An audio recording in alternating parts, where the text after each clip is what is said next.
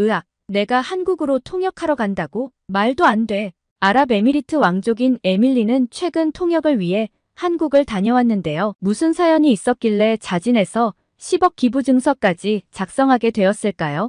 왕족에 대한 국가 기밀 정보이므로 가명을 사용한 점 양해 바랍니다. 안녕하세요. 저는 아랍에미리트에 사는 에밀리라고 합니다. 한국에서 무슨 일을 겪었는지 평생 숨어만 살았던 제게 기적 같은 일이 일어나서 사연을 보내게 되었습니다. 저는 사실 왕족의 피를 이어받은 왕족인데요. 하지만 사람들이 제가 남들과 다른 비밀이 있어 다른 나라에게 소개하기 부끄럽다면서 제가 왕족이란 사실을 대외비로 하자고 하는 바람에 아무도 제가 공주라는 걸 모른답니다. 처음엔 저도 이 사실을 받아들일 수 없었죠. 자존심도 무척 상하는 일이었기에 저는 그렇게 할 수 없다고 강하게 이야기했지만요. 선대 왕족들은 채통 없이 아무 데서나 뿡뿡 방귀가 나오고 지독한 냄새를 풍기는 공주를 공식 석상에 내보낼 수 없다고 했습니다. 전통과 채통을 중시하는 곳이라 이미지는 꽤나 중요했죠. 다른 나라 공주들도 마찬가지죠. 전 정식 계통은 아니지만 그래도 엄연한 왕족으로 나라를 위해서 일할 의무가 있었답니다. 하지만 다른 나라 공주들과 달리 저에게는 너무 큰 고민이 있었죠. 제 얼굴은 늘 누렇게 떠 있고 여드름이 엄청 많이 났습니다. 게다가 저의 의도와는 상관없이 큰 소리로 방귀가 뿡뿡 나옵니다. 어렸을 때는 피부도 백옥처럼 깨끗했고 공식 석상이나 식사 자리에서 방귀를 껴대는 일은 없었죠. 사춘기를 지나면서 얼굴에 여드름이 나기 시작했고 간지러워 긁다 보니 얼굴에는 상처투성이 되었죠. 다른 공주들은 사춘기를 지나면서 2차 성징으로 더 아름다워졌는데 저는 반대로 사춘기를 지나면서 고개를 못 들고 다닐 정도가 되었습니다. 그러다 보니 사람들을 만나는 게 싫어졌고 저는 방에 틀어박혀서 음악을 듣곤 했습니다. 누구 만나기가 두려웠습니다. 제 얼굴만 보는 것 같았거든요. 하지만 문제는 그 이후였습니다. 방에만 있어서 그런지 점점 살이 쪘고 그 이유에서인지 배에 가스가 차는 일이 많아졌습니다. 처음에는 이러다 말겠지 했는데 배에 가스가 차더니 아버지 생신이라 온 친척이 모인 식사 자리에서 정말 우렁찬 소리로 방귀가 빵빵빵 하고 제가 조절할 수도 없게 계속 연이어 나오는 겁니다. 친척들은 처음에는 이게 무슨 소리냐며 놀라운 표정을 지었지만 이내 제가 얼굴이 빨갛게 달아오르자 어쩔 줄을 몰라 했습니다. 사람들이 놀라는 걸 숨기지 못할 정도로 냄새도 지독했습니다. 어른들은 당황을 많이 했습니다. 무엇보다 제가 이런 병을 앓고 있다는 것을 직원들이나 다른 나라 사람들이 알면 무척이나 망신스러운 일이기 때문에 더욱 죽을 맛이었습니다. 겪어본 사람들만 알겠지만 매일매일 너무 신경 쓰여 미칠 지경이었습니다. 왕궁 의사는 아랍에미리트의 100명 중에 1명이 생기는 호르몬계 불균형과 과민성 대장 증후군이라면서 평생 약을 먹어야 하는 불치병이라고 했는데요. 약을 먹으면 그 잠깐은 괜찮아질 뿐 다시 재발하는 병이었죠. 매번 시도 때도 없이 나오는 방귀로 외출을 못하곤 했죠. 그러나 이러한 저의 고통보다도 더 고통스러운 것은 대외적인 활동을 할 때도 배에 가스가 차는 것을 참는 것에 온 신경을 써야 했죠. 그러다 보니 표정은 늘 인상을 쓰고 있는 것처럼 보여서 오해를 받을 때도 많았어요. 앉을 때도 편하게 앉을 수가 없고 상대방이 웃으면서 이야기를 하는데 저는 퉁명스럽게 받아치기 일쑤였죠. 심지어 저는 왕족으로서 터번을 꼭 쓰고 있어야 해서 매일 땀이 비 오듯이 흘렸습니다. 그러다 보니 왕궁에서 제 얼굴에 난 여드름으로 못생긴 외모로 푸대접을 받아 매일같이 울고 있다는 소문까지 날 정도였죠. 이렇게 소문의 중심이 되고 논란이 되다 보니 점차 누군가 앞에서 말하는 것이 두려워졌습니다. 신분도 신분이다 보니 그 파급력은 더욱 대단했던 것이죠. 어쩔 수 없이 모두의 평화를 위해서 전 공주 신분을 내려놓아야만 했습니다. 다행히도 제 재산은 고스란히 남겨주더군요. 그 이후 전 평범한 남자를 만나서 결혼했고 어렸을 때부터 받아왔던 경영 수업을 토대로 의회에서 신분을 철저하게 숨긴 채 일하기 시작했죠. 나이가 많고 경력이 오래된 사람들은 제 정체를 알았지만 다른 사람들은 제가 공주라는 걸 전혀 눈치채지 못했답니다. 나라를 위하는 마음은 누구에게도 뒤지지 않았기에 열심히 일하고 나라 전반의 상황을 파악하는 데 힘쓰며 일했죠. 예전엔 아랍에미리트 여자들이 사회활동에 참여하지 못했지만 최근엔 점차 개방적으로 변하고 있는 추세라 가능한 일이었습니다. 그리고 저는 자동차와 환경에 대해 관심이 많았어요. 환경 문제가 심각해졌고 친환경차가 꼭 필요하고 우리 국민들도 바꿔야 한다고 생각했거든요. 그러다가 제 딸들이 태어났고 육아와 아이들 양육을 위해서 일을 잠깐 쉬게 되었는데요. 아이들의 눈으로 세상을 바라보는 것도 꽤 재밌더군요. 전 일을 할 때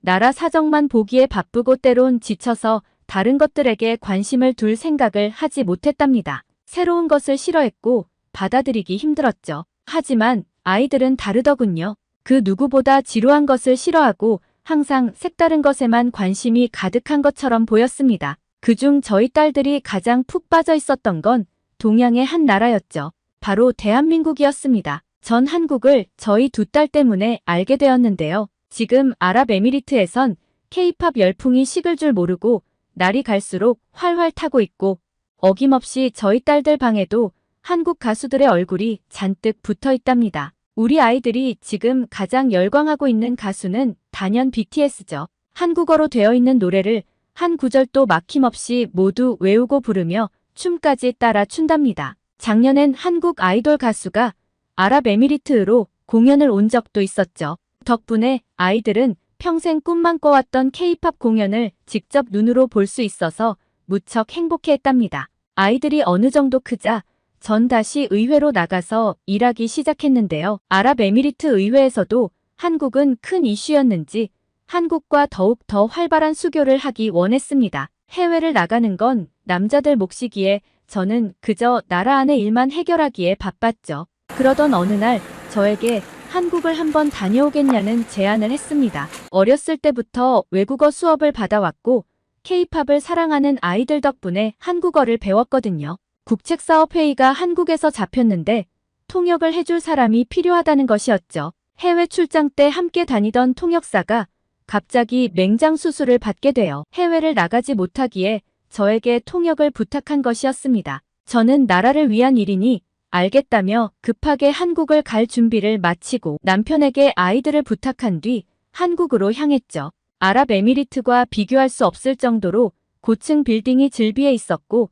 도로에 차들로 가득 차 있었습니다. 눈이 휘둥그레졌던 것도 잠시 배가 너무 아파 힘들었죠. 배에 가스가 차는 증상이 한국에 와서 더욱 심각해진 것이었습니다. 아무래도 환경이 바뀌어서 잠을 잘 못 잔 탓인 듯 했어요. 게다가 장시간 비행으로 앉아 있었던 것이 문제였죠. 내일이면 통역을 해야 하는데 배에 가스가 차기 시작되자 걱정이 되기 시작했습니다. 혹시나 갑작스러운 방귀에 놀라거나 냄새가 나면 어떡하지? 걱정스러운 마음이 들기 시작했습니다. 저 때문에 사업이 성사되지 않으면 그나마 의회에서 일하는 것도 잘리게 될 테니까요. 배에 가스가 차서 저는 식사를 거르고 커피만 연신 마시고 있었습니다. 빈속에 커피를 마시니 더 안 좋아지는 것 같아 약을 먹고 배가 아프고의 반복이었습니다. 그렇게 배에 가스가 차서 배를 움켜잡고 있을 때 동양인 여자가 인사를 건넸습니다. 어디 안 좋으신가요? 안색이 너무 안 좋아 보이시네요. 그녀의 이름은 김미나이고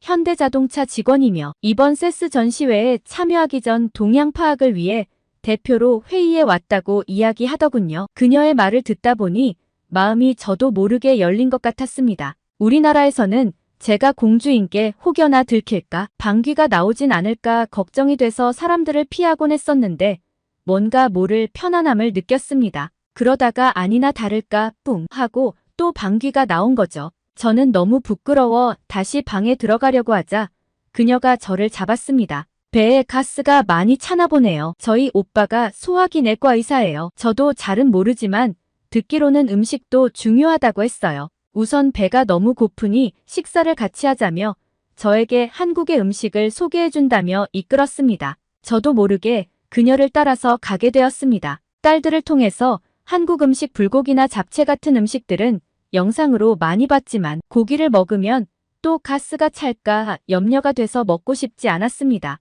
그녀가 데려간 곳은 인사동에 위치한 산촌이라는 사찰 음식집이었습니다. 평소에 채소는 더더욱 싫어했던 저이기에 정말 내가 미쳤나 왜 이런 데를 따라왔을까 하고 후회가 너무 되었습니다. 처음 나온 음식은 검은색이 띠는 죽, 빨간 국물에 배추랑 무가 있는 물김치, 김부각이라는 튀김이 나왔습니다. 흑임자죽, 물김치, 김부각이라고 미나가 설명을 해주었습니다. 에피타이저로 속을 달래줄 거라며 권유해서 한 입 먹으니 정말 부드러우면서 입넘김이 좋더군요. 며칠을 식사를 제대로 못했었는데 배가 편안해지는 기분이었습니다. 그리고 새송이 버섯꼬치, 더덕 무침이 나왔는데 향이 특이했습니다. 그리고 온갖 풀류가 양념되어서 나왔습니다. 현미밥에 이 채소들을 한 곳에 넣고 빨간 고추장을 넣은 다음 고소한 참기름을 듬뿍 넣어 비벼서 먹는 거라며 미나가 시범을 보여주었습니다. 저는 싹싹 비빈 비빔밥을 뚝딱 해치웠고 같이 나온 된장찌개도 한 입씩 맛보았습니다. 와, 너무 오랜만에 편안한 식사였습니다. 다 먹은 뒤에는 후식이라며 초록빛 나는 차를 주었는데 매실차라고 했습니다. 매실차를 먹고 나니 배부른 느낌이 싹 가라앉는 느낌이었습니다. 그리고는 화장실에 가게 되었는데 정말 배가 이렇게 편안해질 수가 없었습니다. 그동안 내가 매번 먹었던 고기류와 치즈와는 다르고 늘 너무 맛이 없다고 생각되는 채소들도 이렇게 맛있을 수가 있다는 것에 감탄을 했습니다. 그리고 그녀는 자신의 오빠 병원이 아니더라도 소화기내과에 꼭 방문해보라고 권해주었죠. 병원은 우리나라에서도 너무 많이 방문했던 터라 사실 조금 가기 꺼려졌습니다. 또 온갖 검사에 약만 잔뜩 줄게 뻔했거든요. 그래도 미나가 권해준 식사를 하고 속이 편안해지는 것을 생각해서 믿져야 본전이라는 마음으로 병원에 방문하게 됩니다. 우선 병원에 들어갔을 때 너무 깔끔한 시설에 깜짝 놀랐습니다. 게다가 안내데스크 여직원은 너무 친절했고 영어도 이렇게 유창하게 하다니 신기했습니다. 우선 기본 설문지를 작성하는데 내가 평소에 먹는 음식, 운동 횟수, 스트레스 여부 등 생활 전반적인 목록들이 있었습니다. 그리고 손가락에 집게를 짚고 스트레스 지수를 측정하고 체성분을 측정, 혈압 같은 걸 체크하였는데 나는 속이 안 좋아서 왔는데 왜 이런 걸 검사하는지 바가지 쓰는 건 아닌지 불편해지기 시작했습니다. 의사 선생님을 만났는데 설문지를 보며 생활습관 전반적으로 고쳐야 할 병이라고 하며 약을 먹는 것도 중요하지만 먹는 것을 고치고 운동을 해야 한다고 권하더군요. 그러면서 간단하게 배에 가스를 빼는 운동을 가르쳐 주셨습니다. 무슨 병원에서 운동법을 가르치지 했지만 이내 따라 하다 보니 속이 편안해졌습니다. 그리고 가스를 유발하는 음식보다는 유산균, 사과 같은 과일, 고구마 등을 많이 먹으라고 안내해 주었습니다. 그리고 배 마사지를 받았는데 정말 여지껏 살았던 날 중에 가장 배가 편안한 날이었습니다. 처방전을 받아 유산균을 구입하고 집으로 돌아가면 유튜브를 통해 요가 운동도 열심히 할 계획입니다. 이렇게 하면 호르몬 불균형도 어느 정도 잡힐 수 있다는 의사 선생님의 말씀에 정말 희망이 보였습니다. 그리고 대장 내시경과 위내시경을 통해 소화기관의 전반적인 걸 검사하기 위해 예약 날짜를 잡고 왔습니다. 내시경을 하려면 금식을 해야 하고 전날에는 속을 다 비우는 약을 먹여야 한다고 하더군요. 저는 조금 겁이 났습니다. 지금 여기는 고국도 아닌데 이런 큰 검사를 받아도 될까? 그리고 오라팡이라는 알약을 56개나 먹어야 한다니 이런 알약을 이렇게 한꺼번에 먹다간 죽는 건 아닐지 다시 걱정이 되었습니다. 인터넷으로 검색을 해보니 많은 후기들이 있어서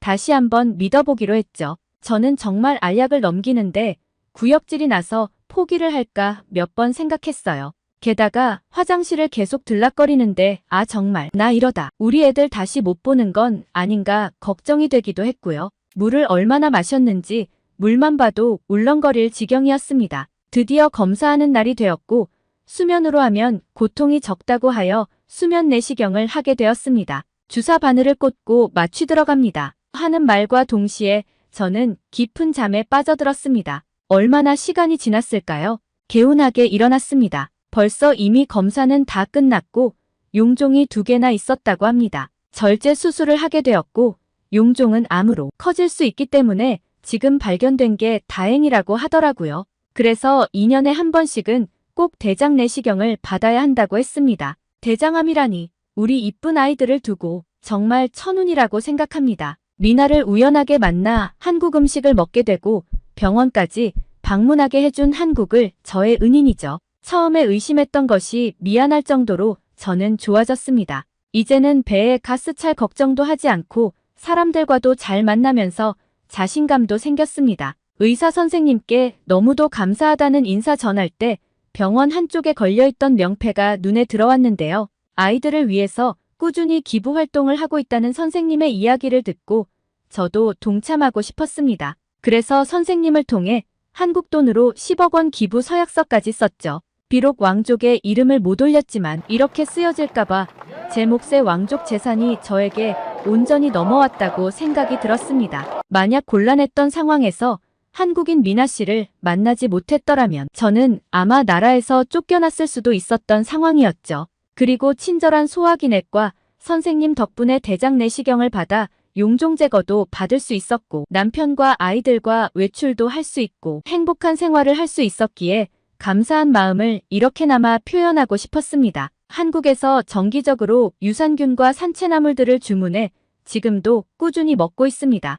요가 운동도 잊지 않고요. 덕분에 저희 가족의 복부 통증과 시도 때도 없이 방귀가 나오는 증상은 온전히 완치되었답니다. 지금까지 에밀리 씨가 한국에서 과민성 대장 증후군을 고쳐 새 인생을 살게 된 사연을 소개해 드렸는데요. 어떻게 보셨나요? 감동오락관에서는 여러분의 사연을 기다리고 있으니 소개해주고 싶은 사연이 있으시면 언제든 제보 바랍니다. 구독과 좋아요는 큰 힘이 됩니다.